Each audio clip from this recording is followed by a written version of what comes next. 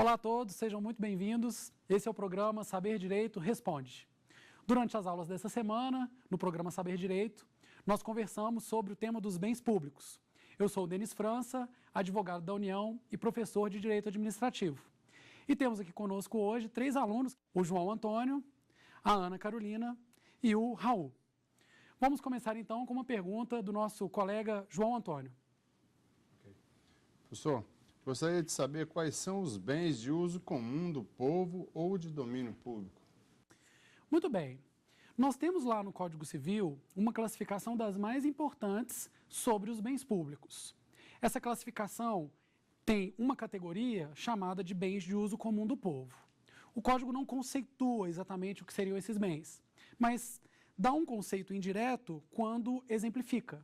Quais são os bens de uso comum do povo? São bens abertos à utilização sem nenhum tipo de autorização prévia para sua utilização normal, como as ruas, as praças, as praias e outros bens semelhantes. Alguns autores chamam esses bens de domínio público, mas é importante que nós tenhamos muito cuidado com a nomenclatura, porque vários autores entendem que a expressão domínio público quer significar algo bem mais abrangente. Para uns, todos os bens públicos e para outros, mais do que os meros bens públicos, mas também aqueles bens inapropriáveis, como, por exemplo, o espaço aéreo, as águas, que são também bens públicos, mas significando esse modelo do direito administrativo que toma por bens não apenas aqueles bens cuja mensuração de um valor é apreciável, como no direito civil. Temos aqui no direito administrativo um conceito um pouco mais amplo, e é essa a ideia, para muitos autores, de domínio público. Mas, em síntese, o que nos perguntou o colega, os bens de domínio público, ou, isso na dicção de minoria da doutrina, para a maioria apenas bens de uso comum do povo, são bens cuja utilização está franqueada à universalidade das pessoas, tais como ruas, praias e praças. Seguindo agora, uma pergunta da Ana Carolina. A minha pergunta é se as empresas públicas e a sociedade de economia mista possuem bens públicos. Muito bem. Os bens públicos, nós temos aí uma definição legal, apesar de não ser considerada por boa parte da doutrina, a definição legal lá do Código Civil diz o seguinte: bem público é o bem pertencente a uma pessoa jurídica de direito público. Para responder a sua pergunta, a gente tem que recordar um pouquinho da organização da administração pública, que tem os entes da administração direta, os entes federados, União, Estados, Distrito Federal e municípios, as autarquias de todos esses entes e outros entes da administração indireta, aos quais a lei muitas vezes, ou geralmente, no caso das empresas estatais, sempre, dá organização de direito privado. Quais são esses bens? Empresas públicas, sociedades de economia mista, esses bens não, né? Melhor, quais são esses entes? Empresas públicas, sociedades de economia mista e fundações públicas de direito privado. Porque as fundações públicas de direito público se equivalem, para a maioria da doutrina, às autarquias. Bom, a maioria dos doutrinadores gosta, principalmente os administrativistas, prefere dizer que públicos são os bens pertencentes às pessoas jurídicas públicas, sejam elas da administração direta ou indireta, sejam organizadas pelo direito público ou pelo direito privado. No entanto, a ideia do Código Civil é de que apenas as pessoas jurídicas de direito público são titulares de bens públicos. Portanto, seriam públicos apenas os bens da administração direta, dos entes políticos e das autarquias. E por essa lógica do Código Civil, que acaba sendo recorrente em provas e em que pese a crítica de parte da doutrina, as empresas públicas, as empresas estatais, que compreendem esse conceito, compreende empresas públicas e sociedade de economia mista, têm bens privados, porque elas possuem organização de direito privado. No entanto, é inequívoco que quando as empresas estatais desempenham serviços públicos, ou seja, elas têm bens que são privados, mas afetados a um uso público, esses bens podem ser marcados pelas prerrogativas ou garantias que protegem os bens públicos, tais como a impenhorabilidade, a imprescritibilidade, entre outras. Ou seja, empresas estatais não têm bens públicos, obedecendo aí a dicção legal. Mesmo assim, os seus bens, quando afetados à prestação de serviços públicos, podem ser chamados de bens públicos por equiparação, ou seja, não são públicos, porém se sujeitam a um regime de direito público próprio dos bens públicos. E você, Raul, o que tem para nos perguntar? Eu queria saber se a afetação dos bens públicos ela exige uma forma específica. Muito interessante. A afetação, ela serve para designar a vinculação de um certo bem público a uma utilização pública. Nós temos bens públicos que são afetados. Eles, portanto, são utilizados aí pela administração. Um exemplo de bens públicos é justamente o que estava na pergunta do colega João Antônio. São os bens de uso comum do povo. O que são os bens de uso comum do povo? Não meros bens públicos, ou seja, o que os distingue não é apenas o fato de integrarem o patrimônio do Estado, o patrimônio daquelas entidades de direito público. Mais do que isso, são bens afetados a um uso público. No caso dos bens de uso comum do povo, esse uso público está aberto aí à generalidade das pessoas. Da mesma maneira ocorre com os bens de uso especial, afetados à prestação de um serviço público, algo um pouco mais específico, geralmente a utilização da própria administração, mas há casos em que não é exatamente esse o conceito, ao contrário dos bens dominicais. Os bens dominicais são bens que integram o patrimônio das pessoas jurídicas de direito público, mas que não estão afetados. Mas a pergunta do Raul não foi essa.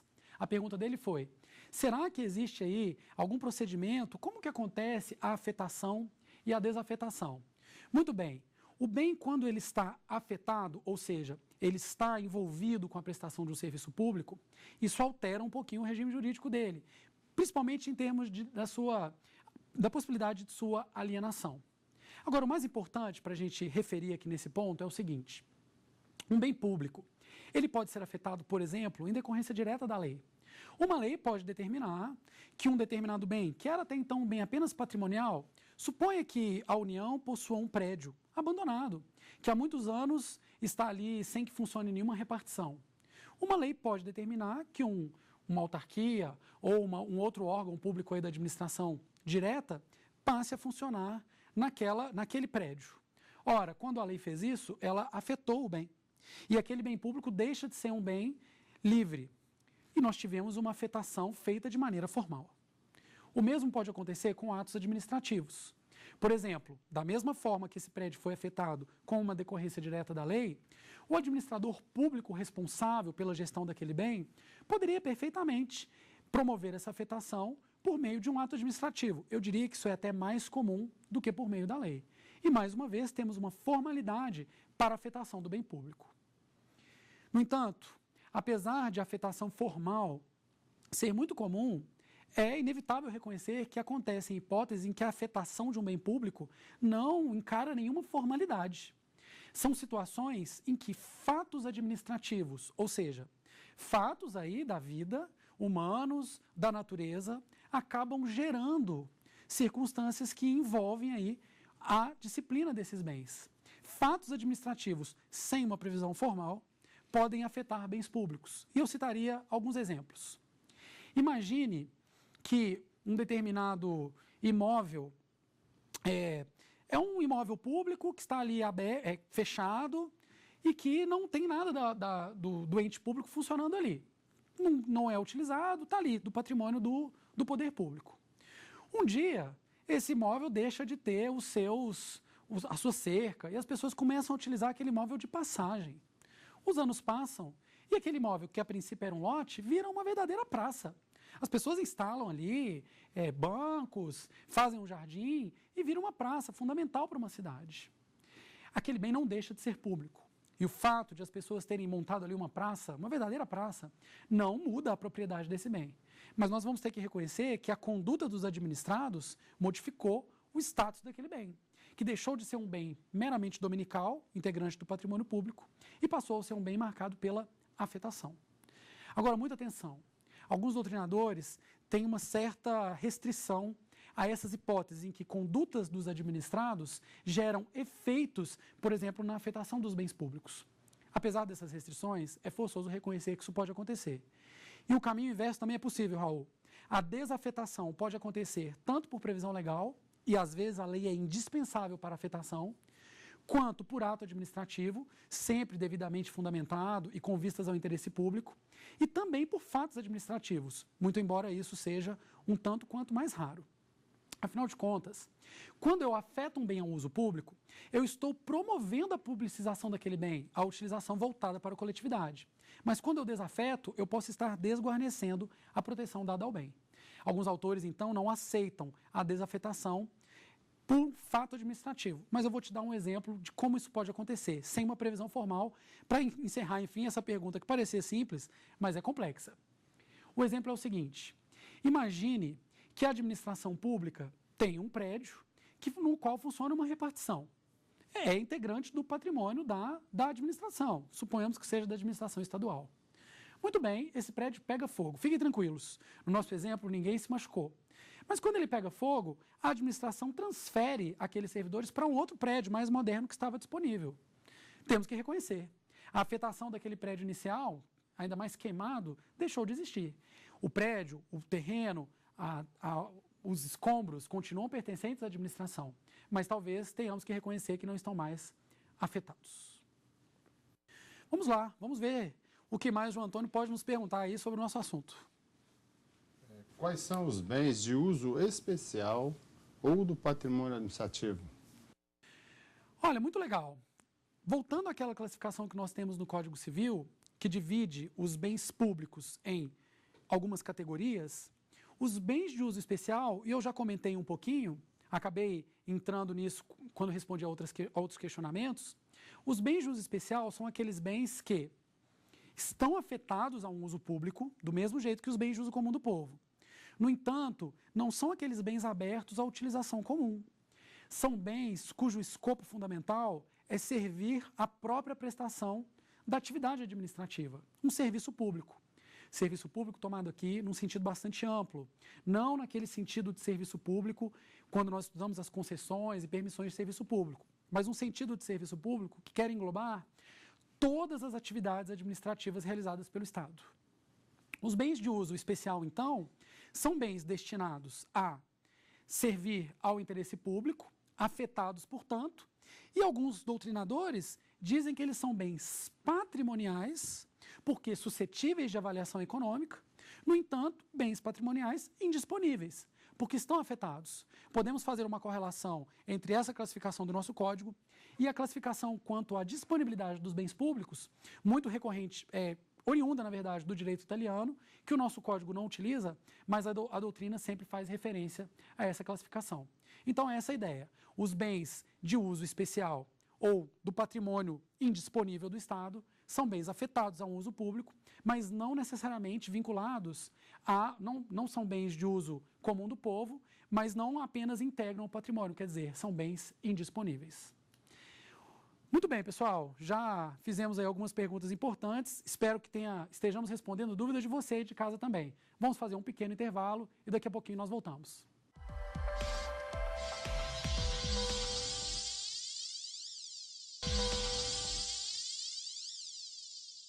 Olá, pessoal, estamos de volta com o programa Saber Direito Responde. Temos aqui a presença de 3 diletos colegas, estudantes do direito, e vamos tentar responder as perguntas deles para poder fechar com a maior amplitude possível o nosso entendimento sobre os bens públicos. Vamos então com a Ana Carolina. O que você vai nos indagar agora, Ana? Os bens públicos, eles estão sujeitos ao uso capião? Olha, os bens públicos, eles são marcados por um regime jurídico próprio, que é estendido aos bens públicos justamente com a finalidade de protegê-los. Dentre as prerrogativas ou garantias que decorrem desse regime jurídico, nós temos a imprescritibilidade, que é a mesma coisa do que a impossibilidade de aquisição por uso capião. A uso capião é um instituto de direito civil e tem aí esse nome de aquisição prescritiva. Afinal de contas, alguém não toma conta, não utiliza o seu bem, uma outra pessoa passa a utilizar aquele bem e após um decurso de um certo tempo, essa pessoa acaba adquirindo a propriedade daquele bem. Isso pode acontecer tanto com bens móveis quanto com bens imóveis. Talvez o senhor já tenha emprestado algum livro e passou um certo prazo, aquela pessoa que recebeu o livro por esse empréstimo acabou adquirindo a propriedade. Isso acontece entre nós e está vinculado a um fundamento constitucional, o da função social da propriedade. No entanto, a marca do regime jurídico dos bens públicos impede que os bens públicos sejam adquiridos por meio de uso capião. E por quê? por diversas razões. Primeiro, é uma opção do legislador. Temos 2 dispositivos constitucionais, temos dispositivo no Código Civil, no Decreto-Lei 9.760 de 46, todos eles, e até uma súmula do STF, todos eles dizendo a mesma coisa. Os bens públicos são insuscetíveis de uso capião. E eu perguntaria para vocês, será que são insuscetíveis de uso capião apenas os bens públicos afetados a um uso público? Embora haja vozes na doutrina que defendem essa tese, não é o que prevalece. E a ideia é de que os bens públicos, todos eles, não são passíveis de uso capião, não estão sujeitos à aquisição prescritiva. Muito bem, vamos seguir então com uma pergunta do nosso colega Raul. Diga aí. Ainda sobre o regime jurídico dos bens públicos, uma característica deles é a inalienabilidade. Eles não podem ter a transferência do domínio. Eu posso entender a inalienabilidade dos bens como um caráter relativo? Pode sim. Na verdade, essa é uma grande controvérsia doutrinária atualmente. Por quê?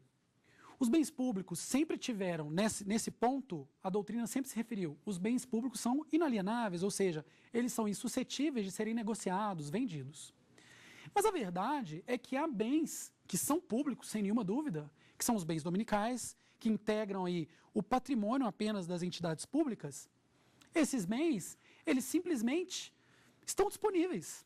Já que eles não estão afetados a um uso público, o poder público pode vender esses bens por diversas razões. Quer ver um exemplo? O poder público pode vender esse bem só para fazer um caixa. Às vezes ele tem lá um terreno que é muito valorizado e ele faz lá uma licitação para fazer dinheiro com aquilo, porque ele não vai utilizar aquele terreno. Ele pode vender bens por questões sociais, para viabilizar a moradia das pessoas naquela localidade, ou para fazer uma zona industrial num grande terreno que ele tenha. Às vezes só o poder público tem terrenos hábeis aí, suficientes para certas atividades estatais.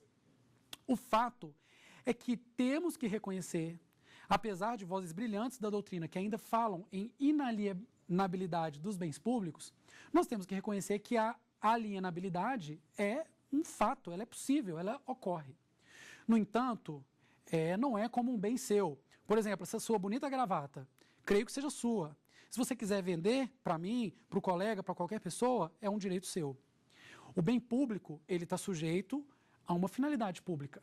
Para que um bem público seja alienado, em primeiro lugar, ele não pode ser um bem afetado. Então, de uma ou de outra forma, a desafetação desse bem tem que ter se processado. Em segundo lugar, devem ser obedecidos os requisitos que estão estabelecidos na lei. No caso, é a Lei 8.666 de 93, a Lei de Licitações, que traz no seu artigo 17 quais são os requisitos, diferenciando os requisitos para os bens móveis e imóveis. Mas, em regra, o que nós precisamos? Uma declaração de interesse público, demonstrando que a alienação daquele bem é adequada, uma prévia avaliação daquele bem e, em regra, a licitação, no caso dos imóveis, na modalidade de concorrência. O importante, então, é referirmos o seguinte: penso que acerta muito a doutrina quando diz que o regime jurídico dos bens públicos é marcado pela alienabilidade condicionada ou relativa. Ou seja, não há uma inalienabilidade, mas uma hipótese, desde que preenchidos os requisitos, de que tais bens sejam alienados. Muito bem, então. Ótimas perguntas os colegas trouxeram. Vamos escutar mais uma aí do João Antônio. Okay. Quais são os bens dominiais ou do patrimônio disponível? Muito bem, muito didática essa pergunta, porque ela nos ajuda a fechar aquela classificação mais importante que o Código Civil trouxe no seu artigo 99. E separa os bens públicos como bens de uso comum do povo, bens de uso especial afetados e bens dominicais. Domínio é uma palavra que remonta à ideia de propriedade. Quem tem o domínio é o proprietário de um bem. O bem dominical é um bem que o poder público tem, a entidade de direito público, senão o bem não seria público, tem apenas o domínio. Ela não utiliza aquele bem, ou seja, é o bem patrimonial disponível. O bem público dominical, então, é um bem suscetível de alienação. Porque, afinal de contas, apesar de integrar o patrimônio estatal, não está afetado e, portanto, está disponível para ser utilizado. De que maneira? Da maneira que o interesse público melhor indicar. Então, nós temos aí, nesses 3 bens, a classificação mais importante quando conceituamos os bens públicos, porque ela revela, ao mesmo tempo, a destinação daquele bem e o fato de ele estar ou não afetado. Vamos seguir então, mais uma pergunta da colega Ana Carolina. De que forma pode ser feita a aquisição onerosa de imóvel pela administração pública? É verdade. A administração pública pode adquirir onerosamente, ou seja, pagando o respectivo valor, os imóveis. Evidentemente, ela pode se valer de todos os contratos naturais do direito privado. Um bem que esteja à venda pode ser comprado pela administração, naturalmente. Mas há formas próprias por meio das quais a administração pode adquirir bens. Uma delas, talvez a principal, é a desapropriação. Quando o poder público identifica um determinado bem como importante para a consecução dos seus objetivos, ele declara aquele bem de utilidade pública, declara sua necessidade, enfim, nos critérios previstos nas leis de regência, e simplesmente paga o valor por aquele bem. Se o proprietário não concordar com o valor, ele pode até questionar isso judicialmente, mas ele não tem como discordar da declaração de interesse público, a não ser que ele demonstre vícios e ilegalidades naquele processo. O fato é que estamos aí diante de mais uma modalidade por meio da qual o poder público pode adquirir bens onerosamente. Mas há outros, viu, Ana? O poder público pode adquirir também por meio da adjudicação, que na verdade não é bem onerosa porque é um crédito que o poder público tinha. Mas suponhamos que o imóvel adjudicado, antes de que seja feita a asta pública de um bem que fora penhorado num processo de execução, por exemplo, tem um valor um pouco maior do que o crédito da administração pública. Ela pode perfeitamente completar aquele valor caso entenda que aquele bem é de utilidade para a administração pública. O fato, então, é que temos meios tanto comuns do direito civil, quanto meios próprios do direito administrativo, tal qual a desapropriação. Seguindo, então, Raul, o que mais você indaga? O uso privativo dos bens públicos pode recair sobre qualquer categoria de bem público? É interessante a gente perceber o seguinte, sem dúvida nenhuma, os bens públicos, eles têm uma utilização considerada normal. E essa utilização considerada normal não afasta a utilização de outras pessoas. Exemplo, uma rua. Será que eu posso usar privativamente uma rua? É possível. Vou dar um exemplo para você. O uso anormal de uma rua seria o fechamento dessa rua para o desenvolvimento de uma atividade de interesse social, até de um show, por que não? Um show, às vezes, faz com que sejam fechadas algumas ruas e aquilo é bom para a população, o desenvolvimento da cultura, seja lá que show for. O fato é que é mais natural a gente pensar nesses usos anormais como exceções. Eles são excepcionais, são extraordinários, disso não há a menor dúvida. Agora, quando eu penso no uso privativo, eu tenho que pensar o que significa esse privativo. Se for privativo no sentido de que fecha a circulação, já é bem restrito. Nesse exemplo que eu dei de um show, todo mundo pode entrar naquele show que está sendo na rua. É muito comum que os municípios, os estados, vão comemorar lá o seu aniversário. Eles fecham uma praça principal e fazem lá o show, mas todo mundo pode entrar. Não perde a característica de rua, de um bem de uso comum do povo, ainda que a utilização fique um pouco diferente. Uma rua normalmente é utilizada para circulação de veículos, mas quando ela é fechada para a galera assistir um show, ela tem uma utilização diferente, no entanto comum. Agora vamos imaginar que eu tenho aí a intenção de realizar um evento na praia, mas não é um evento franqueado, aberto para qualquer pessoa. Eu quero fechar um determinado espaço e cobrar. Quer ver um exemplo? Imagine aí um campeonato de futebol de areia. É adequado que seja feito na praia, mas não dá para todo mundo assistir. Eu vou montar uma arquibancada e às vezes vou cobrar até um preço para que a pessoa veja lá duas seleções de países diferentes disputando um campeonato mundial. É possível que isso aconteça? É. Existe o interesse público? Sem dúvida nenhuma que existe. Afinal de contas, é um fomento à cultura, ao esporte, ao lazer. É temporário, não compromete a utilização da praia, é plenamente possível, até porque as praias geralmente são tão grandes e permitem o desenvolvimento de múltiplas atividades simultâneas. Não há uma lesão ao interesse público. O fato é que essa utilização restrita, nesse exemplo que eu dei, recaiu sobre qual categoria de bem? O de bens de uso comum do povo. É possível que recaia sobre o bem dominical? Sem dúvida. É inclusive muito comum. É natural que alguns bens que estão ali apenas no patrimônio do Estado, o Estado ofereça em concessão pelo pagamento de um preço. Às vezes tem lá, suponhamos, uma empresa de ônibus que quer alugar ou tomar em uma concessão, que é um instrumento mais adequado quando a gente pensa em direito público, sem que seja impedido que o poder público alugue um bem do qual é proprietário. Mas ele simplesmente aluga ou dá aquele bem em concessão sem que exista um interesse que vá além da mera obtenção de recursos financeiros. Então imagina, o poder público tem um bem dominical, ele aluga para uma garagem de ônibus e aquilo vai gerar renda para o Estado, o que é, às vezes, conveniente. Talvez o interesse público indica que isso seja o mais adequado na utilização daquele bem. E, finalmente, a última categoria de bens, os bens de uso especial. É claro que é um pouco difícil a gente imaginar uma autarquia, por exemplo, seu prédio, um bem utilizado para o desenvolvimento daquela atividade do poder público, ser utilizado aí privativamente por um particular. Mas como temos diversas categorias de bens de uso especial, não podemos descartar. É sim possível que mesmo os bens de uso especial sejam utilizados privativamente pelo particular, sempre de maneira excepcional, sempre temporário. Pessoal, era o que tínhamos para hoje. Agradeço a presença dos colegas aqui conosco. Muito obrigado pelas perguntas. Espero que todos em casa tenham aproveitado e gostado aí do fechamento do nosso Saber Direito.